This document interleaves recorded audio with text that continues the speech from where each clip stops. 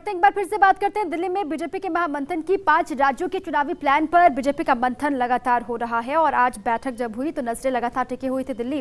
राष्ट्रीय अध्यक्ष जेपी नड्डा की अध्यक्षता में मीटिंग हुई। बीजेपी के राष्ट्रीय पदाधिकारियों की बैठक बेहद महत्वपूर्ण, जिसमें अलग अलग मसलों को लेकर चर्चा। प्रधानमंत्री मोदी ने भी बैठक में शिरकत की। हालांकि राज्यों की अभी भी वहां पर समूहवार बैठक चल रही है। राजस्थान की भी वहां पर बैठक हो रही है। वहीं पर मौजूद है मेरे सहयोगी अदिति नागर। सीधा मैं उन्हीं का रुख करूंगी। अदिति, बैठक खत्म हो गई है क्या या फिर चल ही रही है, और क्या कुछ खास आज की इस बैठक में हुआ, क्या एजेंडे रहे?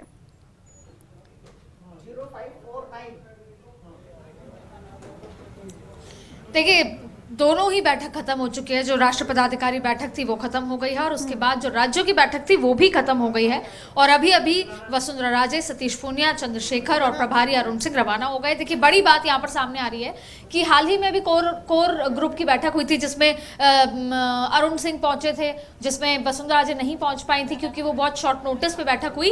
अब 23 तारीख को यानी 23 फरवरी को बीजेपी की कोर कमेटी की बैठक है और कोर कमेटी की बैठक बेहद महत्वपूर्ण इसलिए भी होने वाली है क्योंकि हाल ही में सतीश पूनिया से लेकर तमाम लोगों को बुलाया गया था दिल्ली में। उसी के जज्बात कोर कमेटी की बैठक हुई थी। तो संगठन को वापस से एकत्रित करना, एकजुटता लाने के लिए कोर कमेटी की बैठक बार बार है, जिसमें सबसे फीडबैक लिया जाएगा, विचार विमर्श किया जाएगा।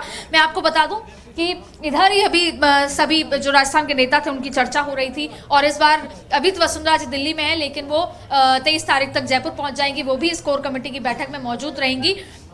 और आपको बता दें कि तमाम और लोग भी इस कोर कमेटी की बैठक में मौजूद होंगे, संगठन को लेकर, आगे की रणनीति को लेकर और किस तरीके से राज्य सरकार को बैकफुट पे लेकर आना है उनकी नीतियों को लेकर। और किसान मुद्दे पर जिस तरीके से सचिन पायलट से लेकर कांग्रेस, राहुल गांधी भी हाल ही में आके गए, तो कैसे उस पूरी रणनीति को करना है उसको लेकर चर्चा की जाएगी। और सबसे महत्वपूर्ण है 4 जो उपचुनाव है, 4 जगह जो उपचुनाव है वहां की रणनीति को लेकर ये कोर कमेटी की बैठक हो रही है। अब हम बात करते हैं पदाधिकारी की बैठक हुई जिसमें नरेंद्र मोदी थे। उन्होंने सबको जो उनका जब संबोधन था तो उन्होंने बंगाल से लेकर, किसान से लेकर और खास तौर पे कोरोना में किस तरीके से काम रहा, क्या कुछ रहा, उन तमाम मुद्दों को उन्होंने बातचीत करी। देखिए, पूरी बैठक का जो सार था वो ये था कि जितने भी अपने पदाधिकारी हैं उनमें एक बार फिर से जान फूंकना और एक्सचेंज प्रोग्राम लगाना और उन लोगों के दौरे बढ़ाना, क्योंकि सभी पदाधिकारियों को कहा गया है कि आप संगठन को समझते हैं, आप पार्टी को समझते हैं, पार्टी के काम करने के तरीके को समझते हैं। तो ऐसे में आपको अपने राज्य में या जिसका आपको प्रभार दिया गया है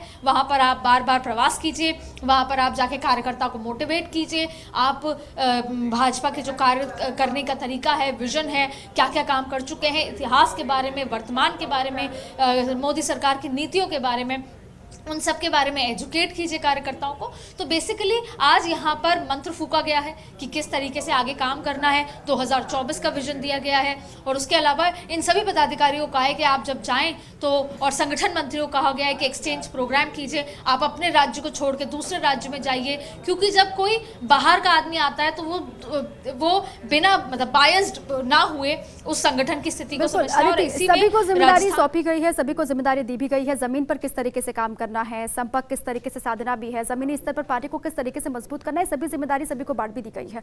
राजस्थान की बात इसलिए भी महत्वपूर्ण है क्योंकि यहाँ पर अभी हालिया निकाय चुनाव, पंचायत चुनाव जो भी कुछ हुआ, जो रिजल्ट रहा उससे बीजेपी किस तरीके से आगे बढ़ रही है उस पर भी बातचीत। लेकिन राज्य चूंकि दिल्ली में मौजूद है और राज्य की जमीनी स्तर पर अभी राजस्थान में सक्रियता को लेकर खुद बीजेपी के अंदर से लीडर्स भी कई बात कहते रहे, फिर विपक्ष पे लगातार हमलावर है। इसी बात को लेकर ये मुद्दा भी कांग्रेस उठा रही है। अब क्या इस बैठक के बाद वो सक्रियता जमीन पर दिखाई देगी राज्य की आने वाले वक्त में? आज की इस बैठक के बाद कोई असर दिखेगा एक्टिवनेस को लेकर? देखिए, जाहिर तौर पे देखिए, वो पार्टी के राष्ट्रीय उपाध्यक्ष भी हैं, पुरानी नेता भी हैं और वो पार्टी के कार्यक्रम को आज से नहीं बहुत लंबे समय समझते हैं, क्योंकि उनका पूरा परिवार ने भारतीय जनता पार्टी की जब शुरुआत हुई तब से जनसंघ के समय से वो साथ रही उनकी माता जी।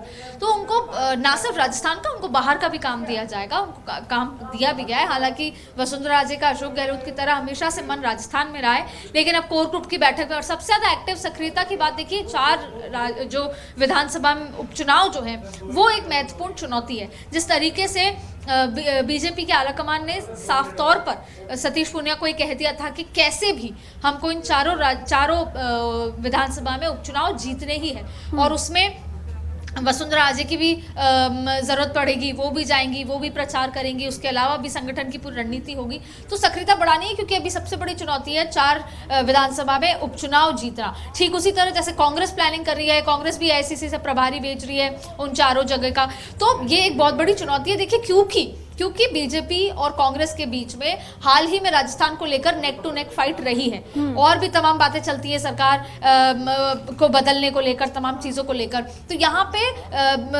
इज्जत का सवाल बीजेपी के लिए भी है, कांग्रेस के लिए भी है, और खास तौर पे अशोक गहलोत और सतीश पूनिया के लिए है। तो ऐसे में आगे की रणनीति को तय करना और उसके लिए एकजुट होना, संगठन को मजबूत करना और एकजुटता सबसे महत्वपूर्ण है, और सही चयन करना टिकट का। तो शायद इन्हीं सभी के लिए 23 तारीख को होने वाली कोर कमेटी की बैठक होगी, जो बेहद महत्वपूर्ण रहने वाली है उपचुनाव के लिहाज से। तो यही तमाम चीज़ें हुई हैं। इसके अलावा भी अलग से भी बैठक हुई है, जिसमें और भी मुद्दे रखे गए हैं कि जिस तरीके से कांग्रेस ट्रुप का इक्का बनाना चाहती है फार्मर्स इशू को, उसको कैसे राजस्थान में थोड़ा बैकफुट पे लाया जाए, क्योंकि राहुल गांधी के आने के बाद तेज हुआ है माहौल। और ये भी कहीं ना कहीं कहा गया है कि इसको ज़्यादा तूल नहीं देनी, तरजीह नहीं देनी, क्योंकि ये मुद्दा केवल 2 ही राज्यों से में सीमित है। तो इसको अगर हमने अलग अलग राज्यों में भाजपा ने अगर तरजीह देनी शुरू की, हर बात पे बयानबाजी करनी शुरू की, तो ये मामला और तूल उठेगा। और आपको बता दें कि आज प्रेस कॉन्फ्रेंसेज हुई हैं 2-3, जो भूपेंद्र यादव ने प्रेस कॉन्फ्रेंस की, रमन सिंह ने, अरुण सिंह ने, तो साफ कहीं ना कहीं ये मैसेज दे दिया गया था सभी को, जिसमें सतीश पूनिया ने भी इसलिए मीडिया से बातचीत नहीं की, कि आज जो ये राष्ट्र पदाधिकारियों की बैठक हुई है पूरे देश के बारे में, पूरे संगठन के बारे में, तो केवल जो जिनको चयन किया गया है वही लोग बोले, क्योंकि जब बहुत सारे लोग बोलते हैं तो अलग अलग तरीके से बात बाहर तमाम तरह निकलती की है। बयानबाजियों का असर भी चुनाव में देखने को मिलता है। और चूंकि अब 5 राज्यों में चुनाव होने हैं, किसी भी बयानबाजी से बीजेपी बचेगी। और साफ तौर से आज की बैठक में भी यही कहा गया कि संयमित आप रहिए, संयम बरतिए, क्योंकि भाषा का बहुत बड़ा असर पड़ता है चुनावी लिहाज से भी। बहुत शुक्रिया अदिति आपका तमाम जानकारियों के लिए भी। अलग अलग मसले, विधानसभा के चुनाव जहां पर होने, वहां पर क्या जिम्मेदारी होगी, किसान आंदोलन का मसला बहुत बड़ी चुनौती है सरकार के सामने, उसको किस तरीके से हल निकाला जाए, इसको लेकर भी सरकार लगातार ध्यान दे रही है। अलग अलग मसले जिसको लेकर बैठक हुई दिल्ली में। एक छोटे से ब्रेक के लिए आप रुक रहे हैं।